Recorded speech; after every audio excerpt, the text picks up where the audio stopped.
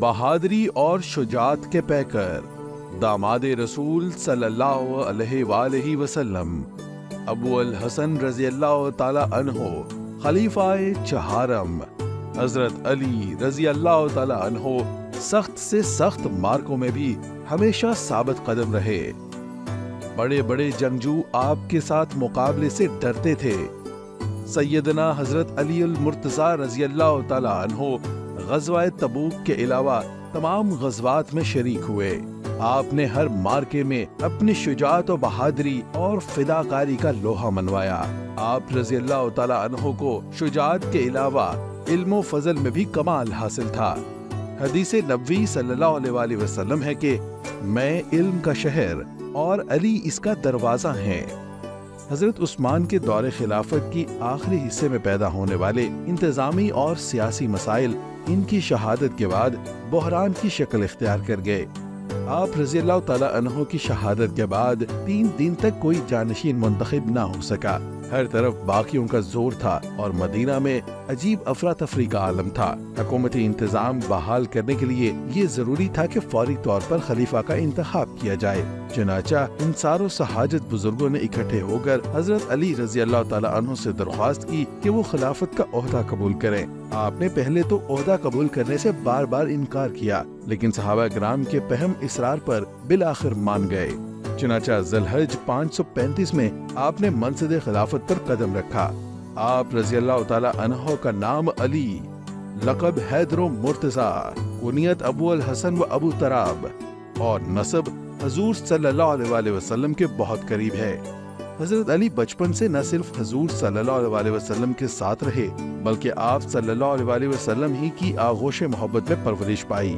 آپ صلی اللہ علیہ وآلہ وسلم نے ان کے ساتھ بالکل فرزند کی طرح معاملہ کیا اور اپنی دامادی کا شرف بھی عطا فرمایا۔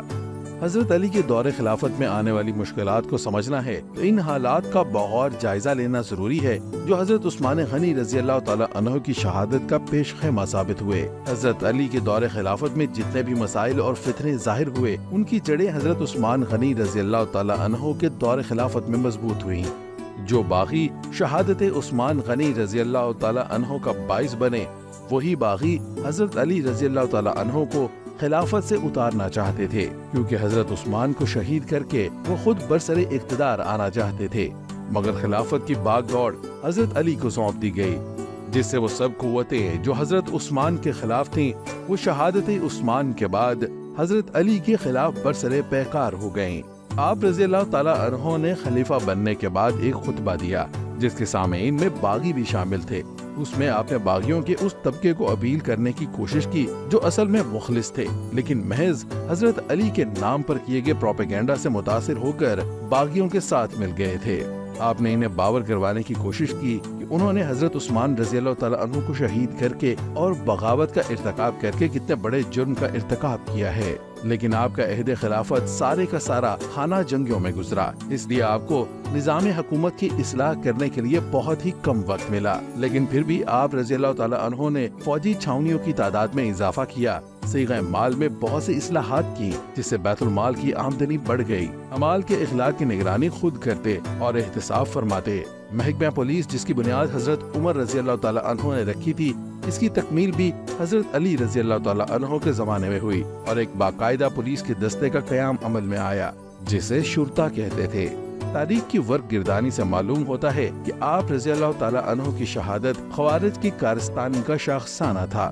ابن ملجم خارجی نے داماد رسول صلی اللہ علیہ وآلہ وسلم ابو الحسنین رضی اللہ تعالی عنہ خلیفہ چہارم سیدنا حضرت علی مرتضیٰ رضی اللہ تعالی عنہ کو اس وقت اپنی زہر آلود تلوار کا نشانہ بنایا جب آپ رضی اللہ تعالی عنہ حیا علی الصلاۃ کی صدا لگاتے ہوئے نماز فجر ادا کرنے کے لیے کوفہ کی جامع مسجد کو جا رہے تھے۔ حملے کے چند دنوں بعد 21 رمضان مبارک آپ رضی اللہ تعالی عنہ اپنے 2 پیش رو امام عدل و حریت سیدنا عمر بن خطاب اور امام جود و سخا سیدنا عثمان بن عفان رضوان اللہ علیہم اجمعین کی طرح جامع شہادت نوش فرما کے سرفرازی کے اعلیٰ مقام پر فائز ہو گئے۔ آپ رضی اللہ تعالی عنہ کا طرز خلافت ہر مسلم حکمران کے لیے مشعل راہ اور آپ رضی اللہ تعالی عنہ کی زندگی ہر مسلم کے لیے نمونہ حیات ہے۔